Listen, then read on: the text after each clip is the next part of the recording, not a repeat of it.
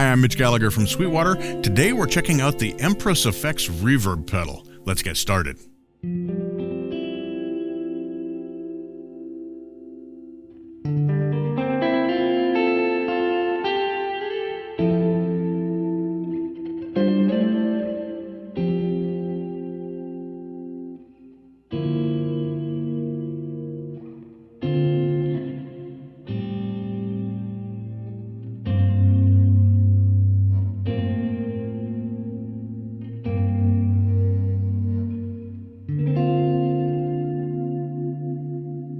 Today we're looking at the Empress Reverb pedal. Works for guitar, works for keyboard, just about any source can be run through it.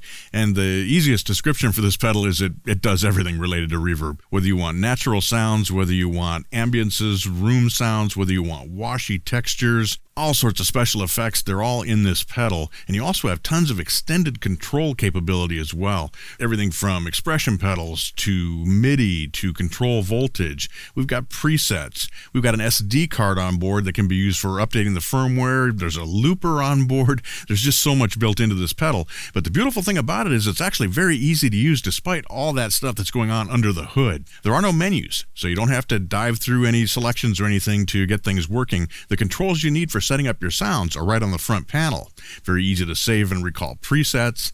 Now there are deeper functions, of course, but they're easy to access as well. We'll take a look at some of those a little bit later on. But I think the way to start exploring this pedal is to listen to some of the sounds. Now we have 12 different categories or what they call modes of reverbs, and these are things like hall, room, reverse, and so on, and we'll look at some of those. But behind those 12 modes, there also are more algorithms. So there's a total of 32 different reverb algorithm types that are built in that we can explore. Navigating through these different modes is as simple as turning the mode knob. So you can see the light changes color. That's indicating that we're changing to a different algorithm as we go through the different reverb types. So let's go back here to hall and step through some of the many choices that are available. Now here's a basic hall.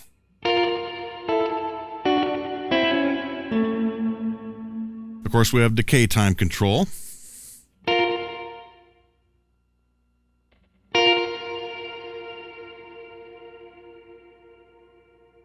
Empress says that the default setting for basically all of these algorithms and types is with all the knobs at 12 o'clock. You're going to get a good sound with all the knobs sitting straight up, and then you can work from there. So let's turn that back to about 12 o'clock. To the right of that, we have the mix control, dry, 100% wet. We'll put that back to about 50-50. We also have an output control. That sets the output volume for the pedal. Unity gain is actually about 2 o'clock. I've got that set to about 12 o'clock for my recording here today. We've got control over high and low EQ on the reverb tail. And then we have thing 1 and thing 2. Now those controls are going to change their function depending on what algorithm, what mode you're in. In this case, we're on a concert hall type algorithm, and we have two different choices here. Thing 1 is modulation, and thing 2 is early reflections. So if we change those settings,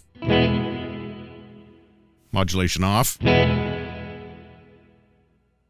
modulation up. You can hear there's a wavering in there as it processes the reverb tail.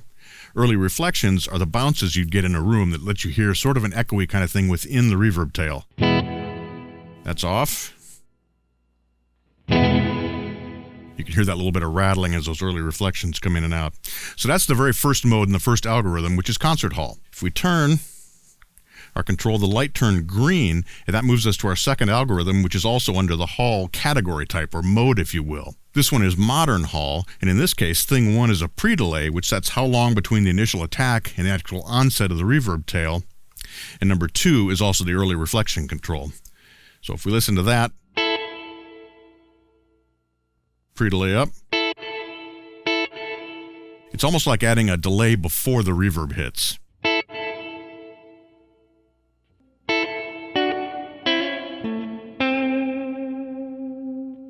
Our next category is plate reverb. If we scroll down to that, our first plate is a classic plate. Nice, rich, smooth sounding reverb type. Our second category, again the light turned green here, that indicates that we're now on the studio plate.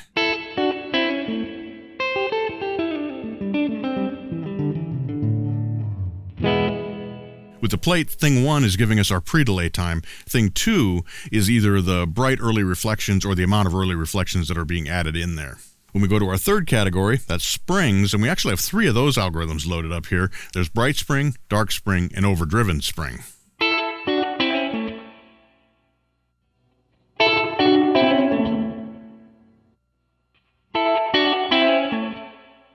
Under rooms, we have a LA Studio.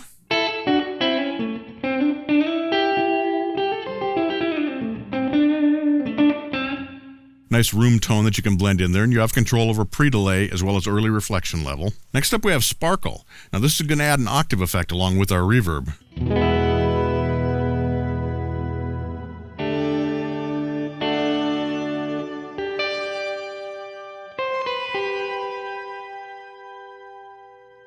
If we move to the second algorithm, we get a lower octave.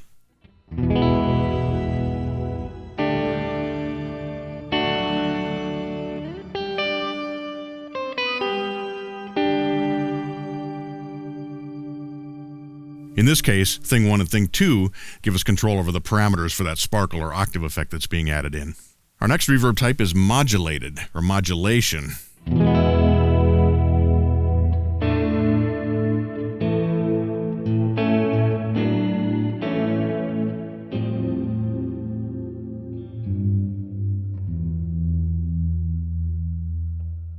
The thing 1 and thing 2 controls give us control over modulation depth and speed.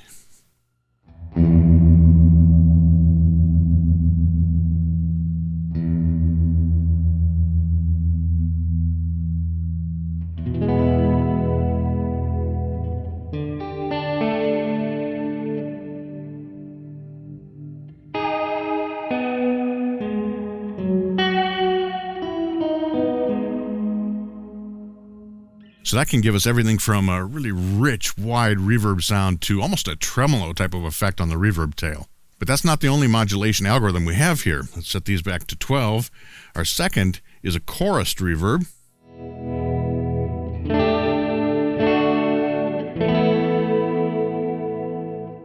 We also have a flanged reverb.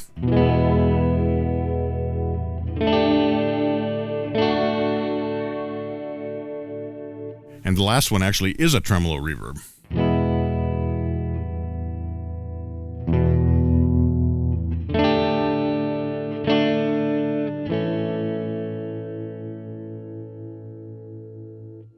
Our next mode or type of reverb is ambient swells.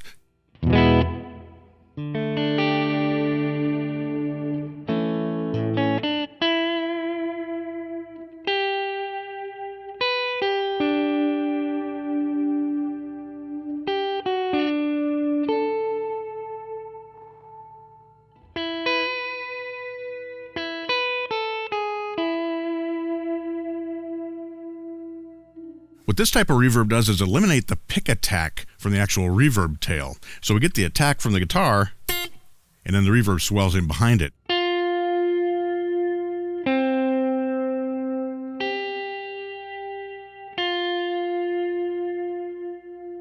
On the next algorithm, we add an octave effect.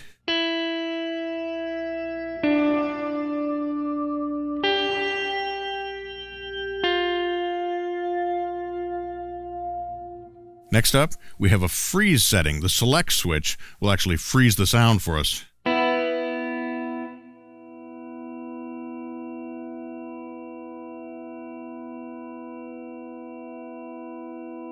The final ambient swell algorithm is called seed.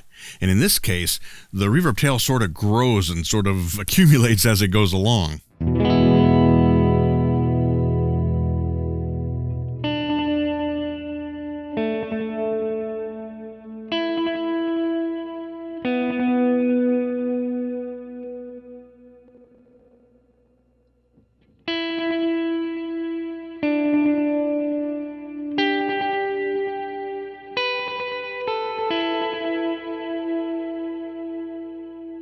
I really like that one for arpeggiated figures.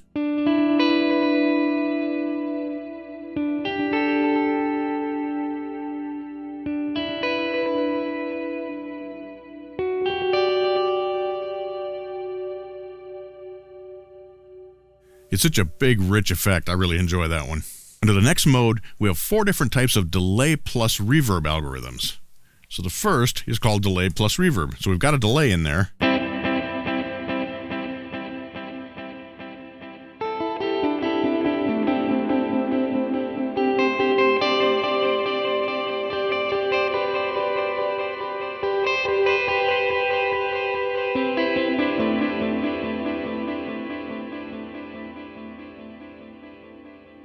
Now we have control over delay time.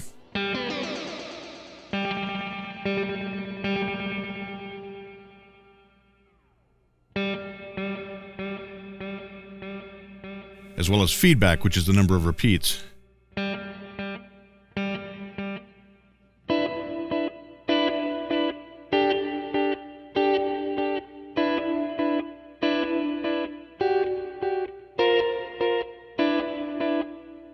The next one is called blendable delay, and this has some nice features. The light turns green. Now we have tap tempo basically under the select button.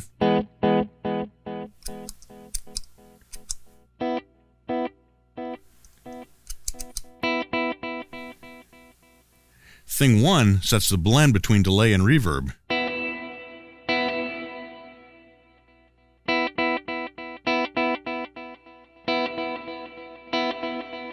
And thing 2 is again feedback.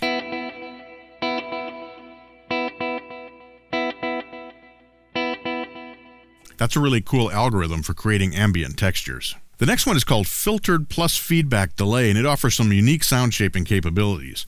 So if we turn the mode knob, light turns red. Now we've got the same kind of a delay plus reverb effect. We can set the delay time here, amount of feedback. But the low filter and the high filter actually shape the tail on the delay. So let's take that way down.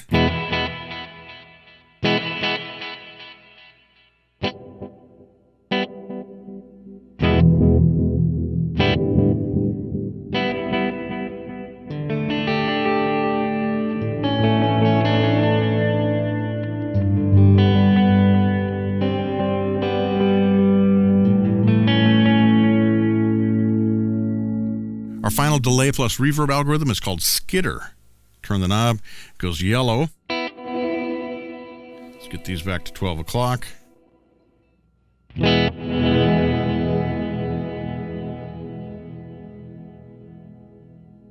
What's happening there is the delays are sort of washing together and morphing into more of a reverb type of effect.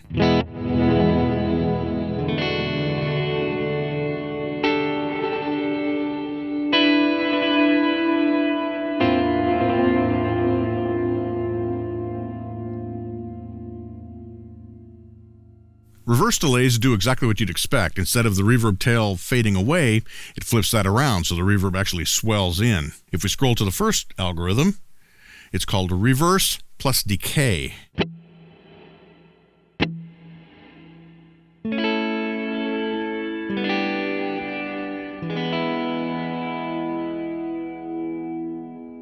The knob set the swell time.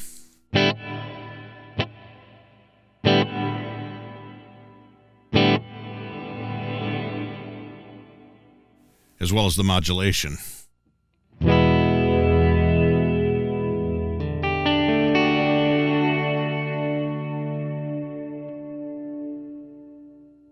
The reverse reverb with no decay is our next setting. And finally, we have reverse delay with the ability to fade in reverb as well, and that's set with thing 2.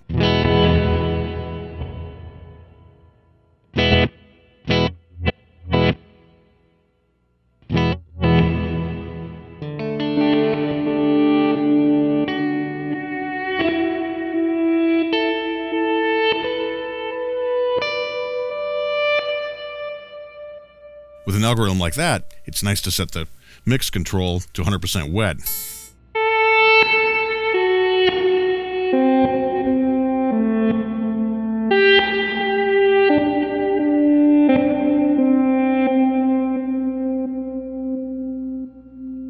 But it also works well at a lower mix setting.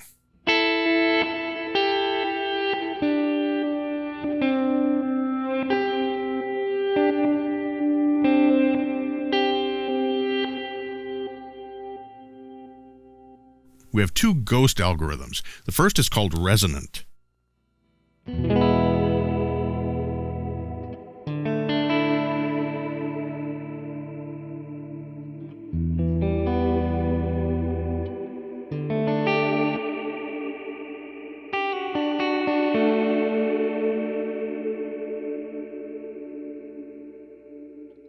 The next algorithm is called Casper because it's a friendlier type of resonance.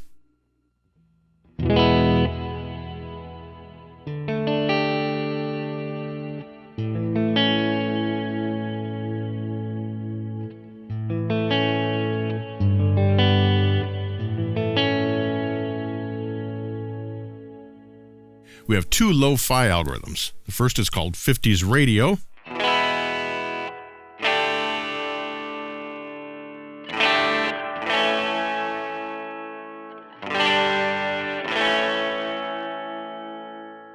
And the second is called warble.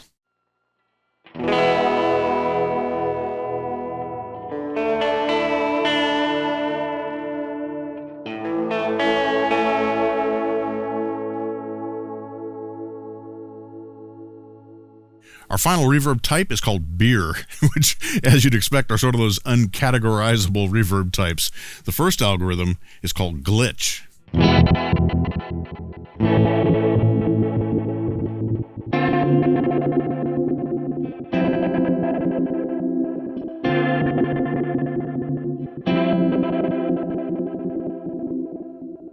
The second is a gated reverb.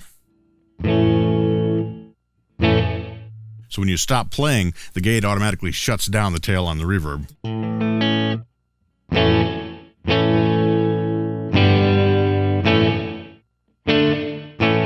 Our final algorithm is called Destroyer, and it is designed to sternly communicate with household appliances. I'm not sure what that means, but here's what it sounds like.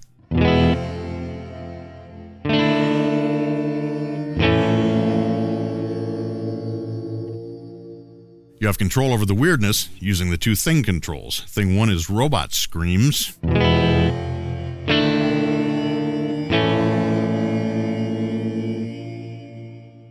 Thing two is pitch shift.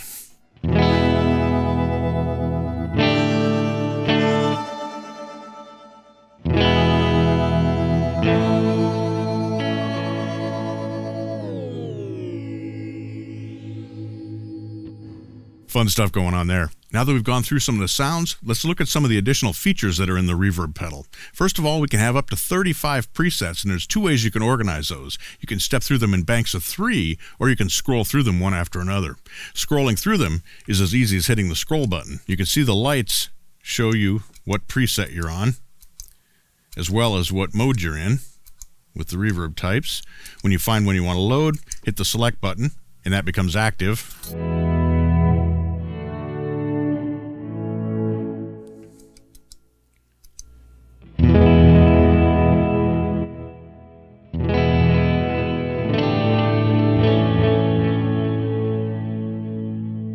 If we scroll all the way to the end, through the different colors, white will be the last color, and when we hit past the last preset, you'll see everything flashes. When we select that, we go back to manual mode, which takes us to the front panel controls. Saving a preset is as easy as adjusting the knobs that you want, scrolling to the preset you want to save to, and hitting the save button. Very simple. An unusual feature in a reverb pedal like this is that it has a multi-track looper built into it. You can have up to 10 minutes of looping on board. Now to do that, you insert an SD card into the back of the pedal. Once you've done that, you can activate the looper function inside the advanced settings, and then turning it on and off is as simple as pressing the scroll and the bypass buttons at the same time. Now let's move to a different reverb type here. We'll go back to the hall. We'll activate the looper by pressing scroll and bypass. You can see this preset light comes on here, and it's sort of a dim blue. That tells you there's nothing recorded into that track yet. We can record and overdub using the select switch.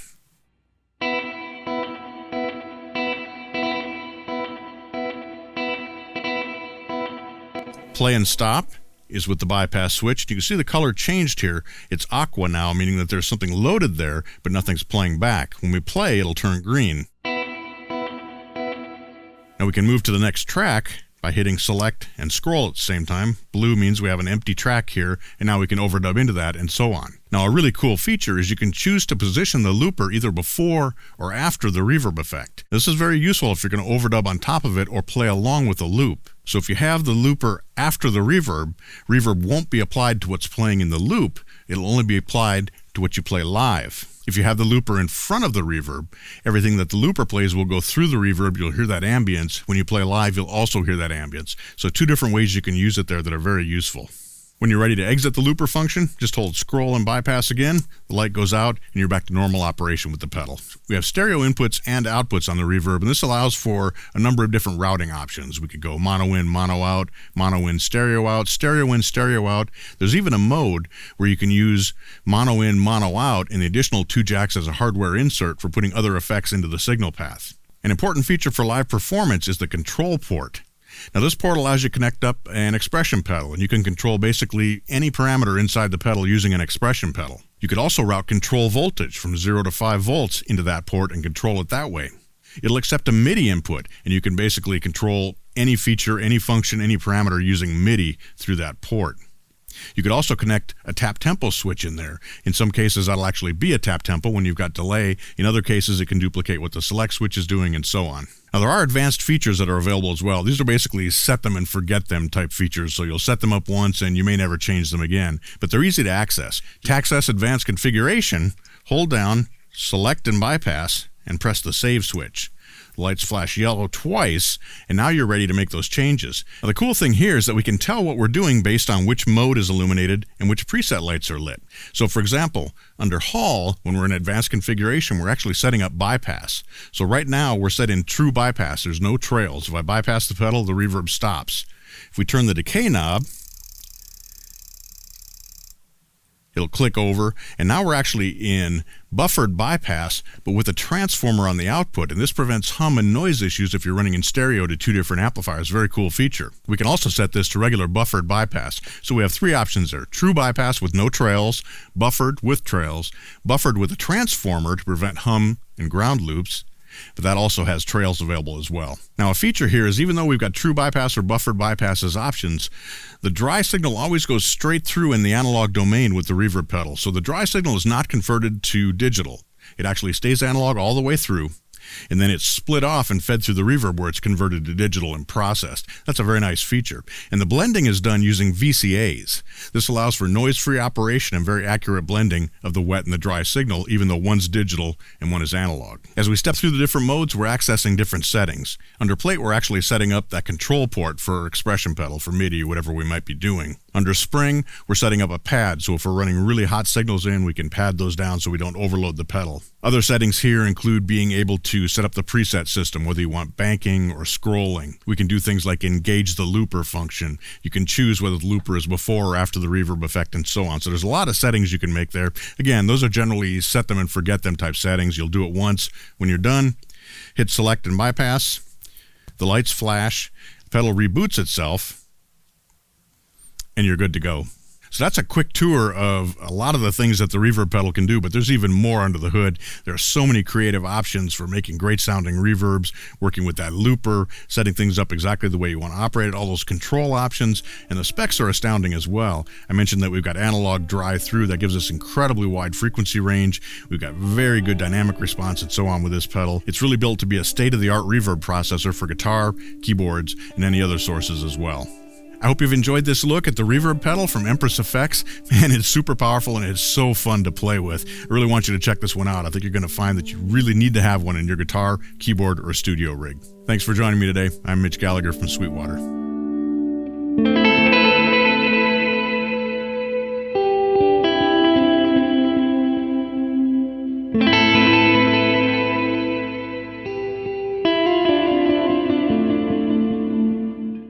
Thanks for watching. Be sure to like, comment, and subscribe. Click here for more videos like this, or start at sweetwater.com for all your music instrument and pro audio needs.